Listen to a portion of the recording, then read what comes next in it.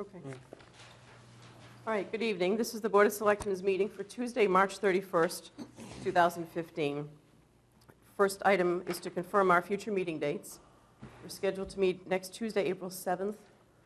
Also the 16th, regarding the snow situation this past winter, with some of our department heads to have a chance for the public to give us some comments. Does that night still work for everyone? I can't make the 16th. I just found out about it today, right? Mm-hmm. Yeah. No, I have meet and greets. Do you want to reschedule it to another night? We'll have to check with the DPW director, the police chief, and Tom. I can do the 6th. What was the alternative date? I don't think we proposed one. It was Thursday the 16th, right? Yes. We were going to try to book the Council on Aging for that.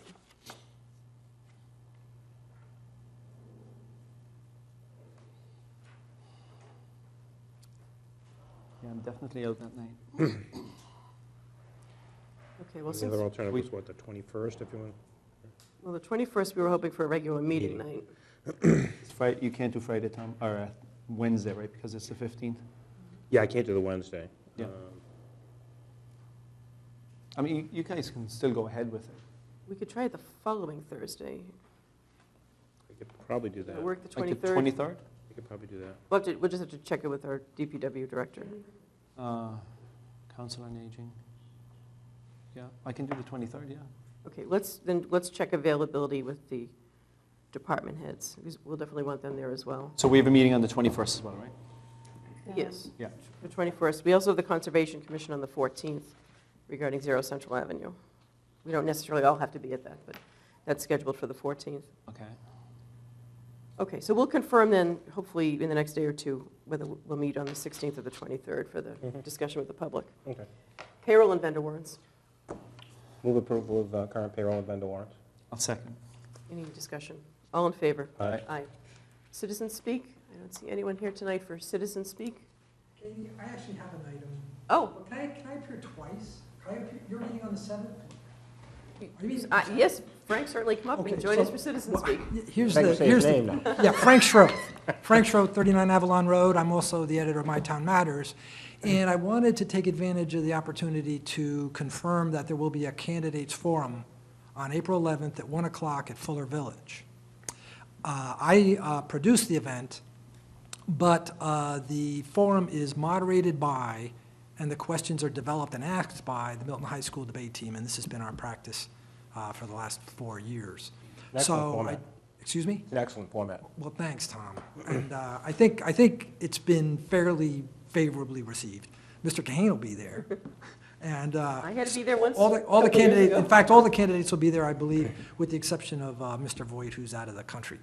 But I might take advantage of Citizen Speak again on the 7th, if you're meeting then. Yes, sure. Okay. Helps to get the word out. Okay, so 1 o'clock on April 11th at Fuller Village. Which is a Saturday afternoon. It's a Saturday afternoon. Yep, thanks so much. Thank Thanks, you, Frank. Okay, seeing no one else for citizen speak, then the first item on our agenda is a public safety discussion with our police chief, Richard Wells. And I should have mentioned at the beginning, this is going to be an abbreviated meeting because we're hoping to get over to the Board of Appeals meeting at 7:30 tonight for the 40B hearing on the Randolph Avenue project. So Chief, if you'd like to join us, as everyone knows, we've had some public safety incidents the last couple of weeks, and the chief is here to talk with us about that. You want to come up? No, and a half an hour ago, no. Thank you. Good evening. Good evening, Chief. I'm going to my second CBA in my whole life tonight. So I'll give you a brief update. Most of you know, both of them were highly publicized incidents, and I'll start with the first one. We're very busy. Every day we deal with dozens of calls. Sometimes they're average, sometimes they're serious, and every once in a while you get these critical, life-altering situations. And in the case of the first one, which was has been highly publicized, a house that is for sale on Craig Street, 4 Craig Street, and we took a call that day as a result of an electrical inspection that was ongoing. There was I guess it was an electrical problem in the house, and credit to the electrical inspector, and it's not the gentleman, the Globe did a story about this hero, it's not him, he wasn't even there. I don't even know, it's the company he worked for, but the gentleman that they identify is not someone who was there, and we've corrected it with them, but they didn't, we've interviewed, we have the name of the electrician. So the long and the short of it, the electrician was able to determine in a very unique way, using his cell phone, through a hole in the ceiling where there had previously been a light fixture, he discovered what he thought was an IED. That's how he described it to us. And What's an IED?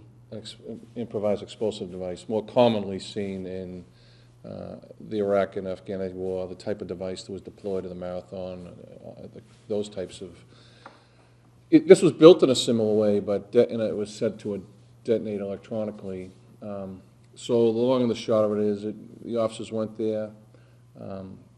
I quote Officer Chipman, who was one of the first officers on scene, with Sergeant Murphy, who ran the incident, who did a great job, is that if you have a device and it appears to be a bomb, you call the bomb squad, which is what we did. We brought in a great deal of technical advice and technicians from the Boston Police Department, and they were very methodical. They knew very early on that this was something that was man-made. It was actually cut through the wall and then replastered over, and they took the light wiring that had been dovetailed through a previous ceiling light, pulled it back, fed it down the wall, and wired it into a light switch.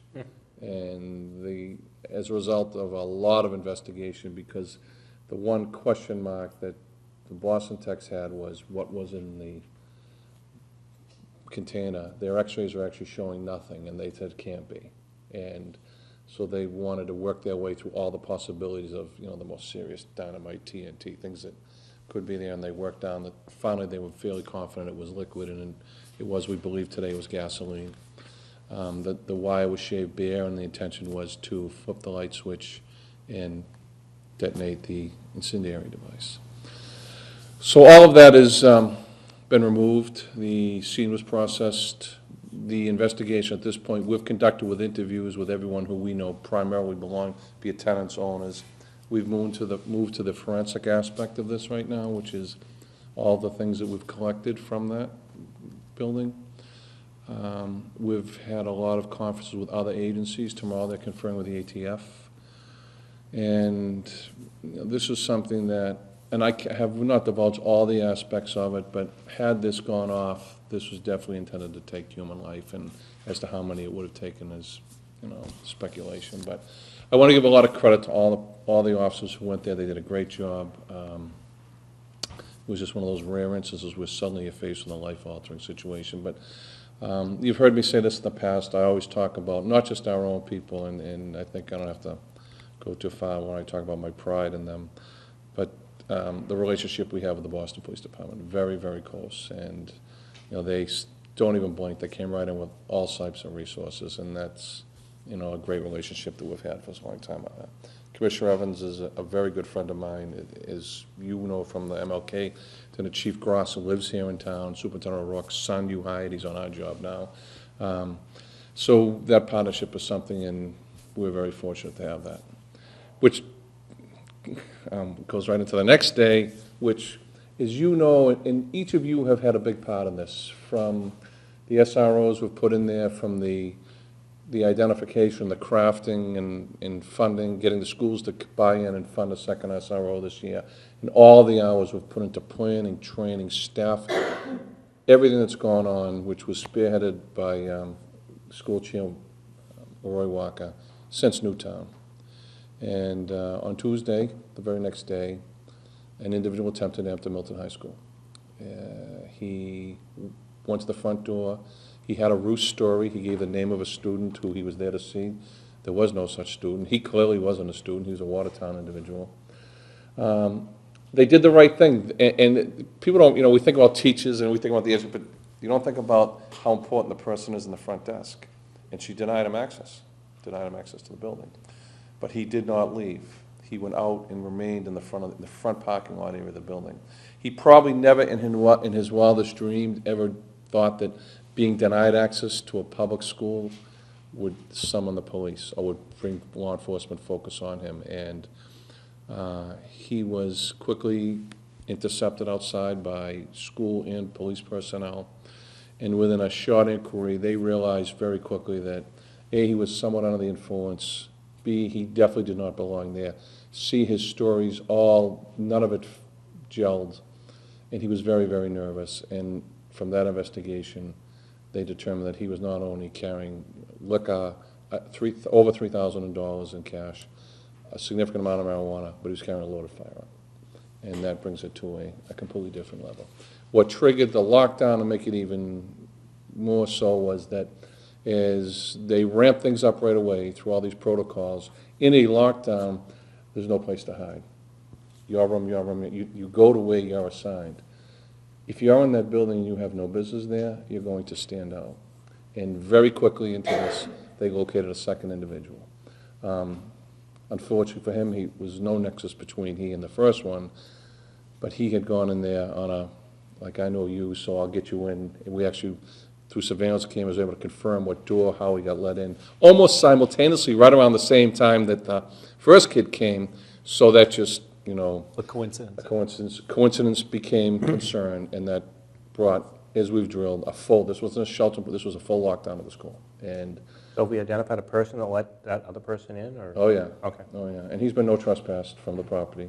He cannot come back on any school he didn't commit any crimes, but he's, What about the person that let him in, though? They just didn't I don't know how they dealt with it. I'm not sure, because that's a student, that's, well, I'm not aware of like the criminal aspects of it.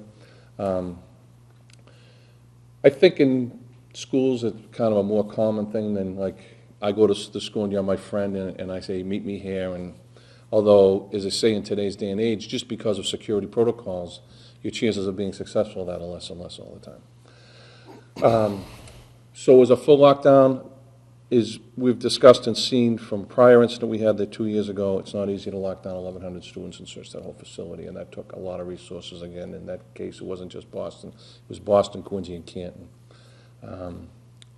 They searched the entire school. Once they were cleared, they cleared the school, they released the kids, went back to normal. It was actually after school was over by the time the kids actually, I've said this many times publicly, being locked down in school is it's not easy, it's not pretty, and it's not comfortable. But this whole nexus and the totality of this incident really warranted that they take a very concerned focus.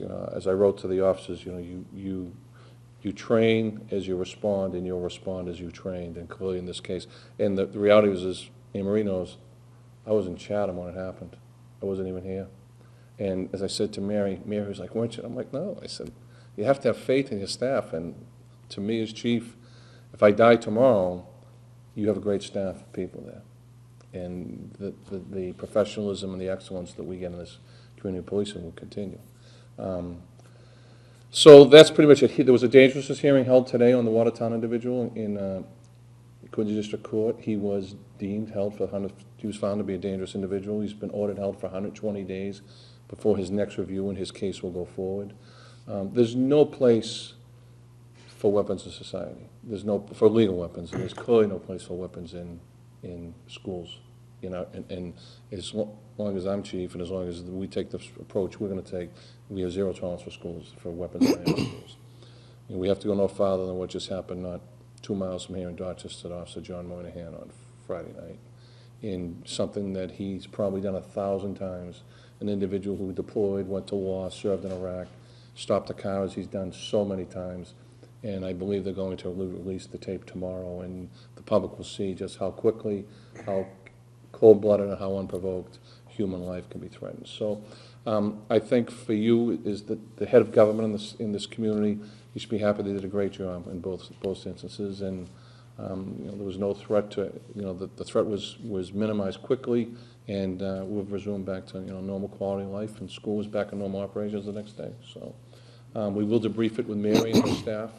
Just Sergeant Richmond, who's been he's in Jamaica. He's not even here. He comes home, I think, tonight.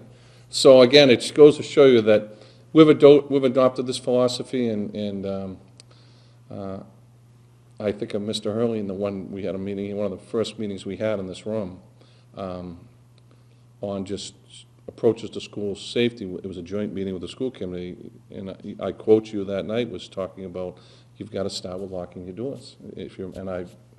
That's really where it begins. But we've taken so many steps. we're like in the driver's seat as far as, and not to say something couldn't happen tomorrow, but I can tell just by, and I have no closer partner in government here than Mary Gormley, and she's been excellent, so I think I've talked Well, enough. thank you to the police department and to the school administration and the school committee for Thank Job well done. all the good Thanks. work that they did. And thanks to the men and women, because they're the ones who do the job. I'm just the Can we ask a voice. question? Sure, yes. Yeah. Chief, last year we funded antennas for the high school and the Pierce Middle School. Did they work? Flawless. Flawless. Flawless, okay. It's a good. huge difference. It's gone, you've gone from not being able to talk at all to seamless communication inside that Can you building. just explain that, why the antennas were put there for the So, public? in the 21st century, any building that's built out of cement block, basically, that either goes way above ground or below ground, and in the case of Milton High School, the first floor is actually below sea level, with normal radio communications, which are, if you think of the antenna on the roof of your car, so you can hear on your, or talk on your cell phone, once you go below ground, you can't work unless you have an antenna that's upside down that goes, and so what we installed there, and the Cunningham College, with the two that needed it in Milton, the two buildings were big enough, was a bi-directional antenna, which spreads that radio communication that normally goes out of the building through the building. It's actually very common in cities like Boston, where, particularly the downtown district, where it's just a big cement bunker of everything, just. So before they were installed, you would have had a hard time Oh, communicating yeah. with police officers Yeah. So- inside the building? That's the third incident that I'm aware of where we've had a lockdown Milton High School, and a legit lockdown. And the two priors were prior to the bidirectional antenna being funded by this board and put in place. In both of those, we had serious communication problem, like placing people in hallways. So I would talk to you, and then you would talk to Tom, and then Tom would, to get it out to the command post. And that's all been eliminated now. And then just one more question. Yeah, this turned out to be okay. I mean, nobody was hurt or injured. What if there was somebody injured or And you go to the next shot or level. whatever? And you go to the next level. And you've practiced all that next All the level time. stuff, yeah? Not only do we train for it regularly, we've interactively trained the entire school staff on how to do it. And we're used to it, it's truly an eye-opener for them. But it's changed the whole mindset, and that's what we need to do. I mean, Newtown Columbine happened in 1999, Newtown happened last year. There've been hundreds of school shootings and workplace violence situations since this. We have to look no farther than what a pilot just did with a German airplane in Switzerland. The mind is only limited by its own imagination, sadly, and for us in law enforcement, we have to prepare for every type of possibility, so. You're absolutely right, that preparedness is It's the key, it's the key, it's the absolute key. So you don't have to think about it, it's just, you It do has to it. be instinctive, and I quote, I know you want to get, and I'm going to, I just quote Sergeant Murphy, who, in such a normal routine, okay, money, drugs, liquor, gun, went from here, suddenly now you're up at here. It ramped up that quickly. Okay? All right, thank you, Chief. Thanks, Chief. Thank you. I'll See you downstairs. Isn't it at the Council on Aging? At the council. Chief, it's at the Council on Aging, right? Not Oh, it is? Not Yes. downstairs, yes. We'll see you at the COA. Oh, it is? Thanks for telling, I'm glad I I said didn't know that. downstairs, I would have been sitting down there by myself. The next item on our agenda is a public hearing for a grant of location for conduit installation on Riverside Avenue.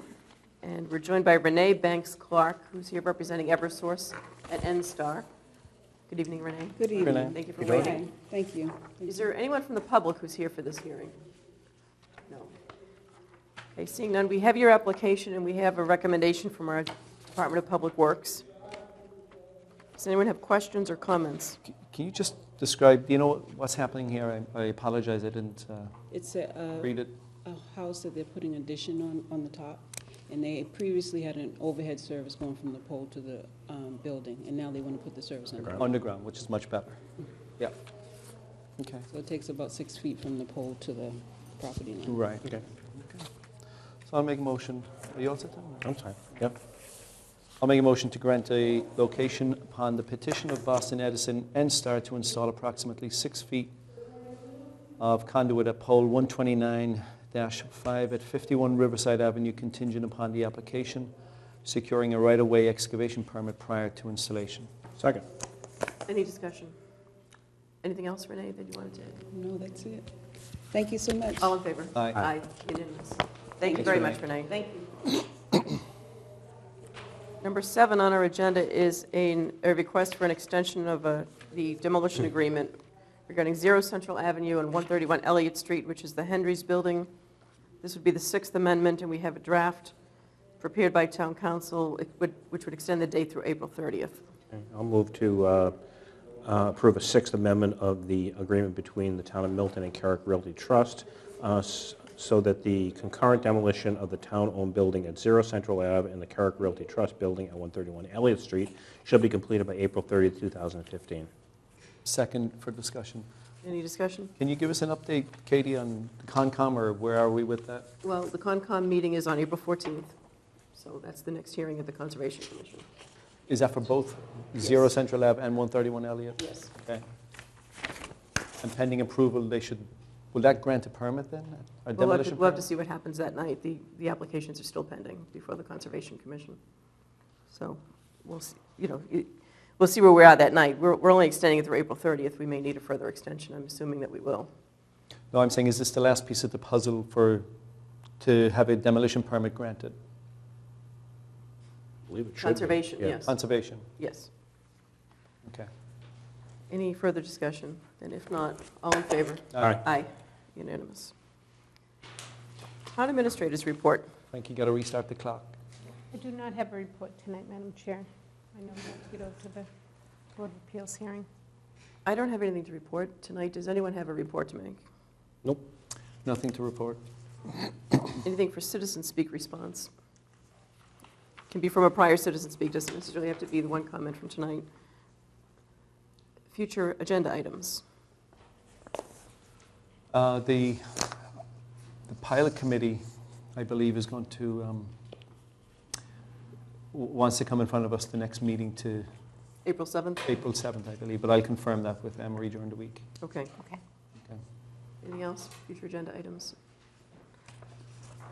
Okay, then why don't we entertain a motion to recess and attend the Board of Appeals hearing on the 40B project, moved. Randolph Avenue, and Second. then to adjourn from the Board of Appeals meeting. So moved. Second. All in favor? All right. Aye. All right, so we're in recess, and we'll